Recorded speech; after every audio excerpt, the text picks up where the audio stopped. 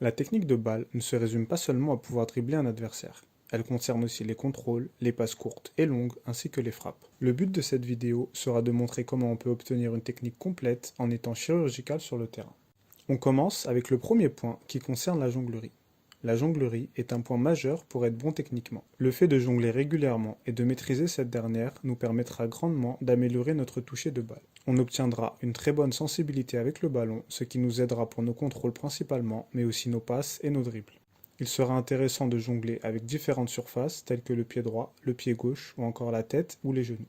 D'autres exercices pourront être réalisés avec de la jonglerie, tels que le fait de tirer dans les airs puis contrôler le ballon par exemple. Les exercices de jonglerie seront peu éprouvants pour le corps et pourront être souvent réalisés, notamment en début de séance. Ils faciliteront la mise en route du corps ainsi que la bonne maîtrise technique. Le fait d'être très fort en jonglerie ne sera pas directement relié au fait d'être très fort sur le terrain, mais chaque joueur devra la travailler un minimum pour être bon techniquement.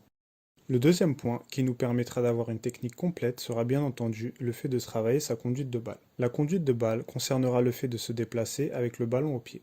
On la travaillera principalement à l'aide de slalom technique. Il sera intéressant de travailler en variant les surfaces du pied, qui sont l'intérieur, l'extérieur et la semelle.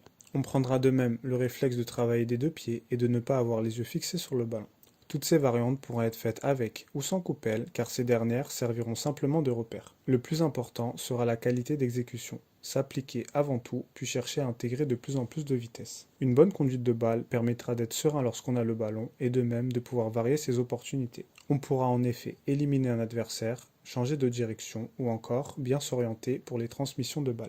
Le troisième point qui nous permettra d'être complet techniquement sera le contrôle et la passe. Si on souhaite performer sur le terrain, on doit obligatoirement exceller sur ces points. Le contrôle déterminera automatiquement la suite de notre action. Si mon contrôle est bon et qu'il me met tout de suite dans le sens du jeu, je pourrai faire la meilleure action possible. En revanche, si je rate mon contrôle, tout le reste de mon action risque d'être pénalisé. Quant à la passe, elle interviendra directement dans la possession de balle.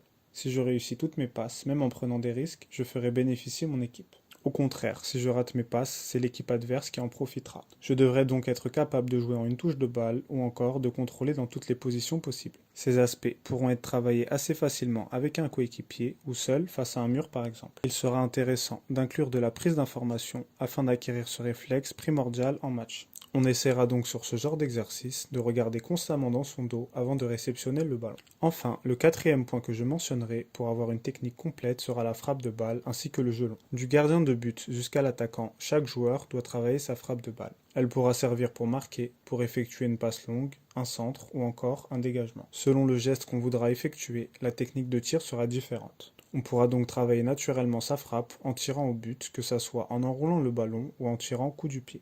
Ceci pourra se faire de manière arrêtée ou en mouvement. Le fait de marquer des buts reste la base du football. La frappe de balle est donc à inclure dans ses entraînements. Pour développer son jeu long, on pourra par exemple essayer de toucher la barre transversale en se mettant dans différentes positions. Il servira à transmettre le ballon à un coéquipier qui se trouve assez loin du porteur de balle. Selon le poste, on insistera plutôt sur un aspect que sur un autre. Les attaquants devront par exemple être plus à l'aise pour tirer, les latéraux pour centrer et les milieux pour effectuer des passes longues. On devra, dans un premier temps, s'assurer d'avoir une bonne technique de frappe, puis répéter plusieurs fois le geste en question. Voici donc les 4 points essentiels à travailler selon moi pour avoir une technique complète. Des exercices de jonglerie, de la conduite de balle, du contrôle passe et des tirs ou du jeu long. Maîtriser ces 4 points nous assurera d'être un bon technicien. C'est donc la fin de cette vidéo que je t'invite à liker, commenter et partager.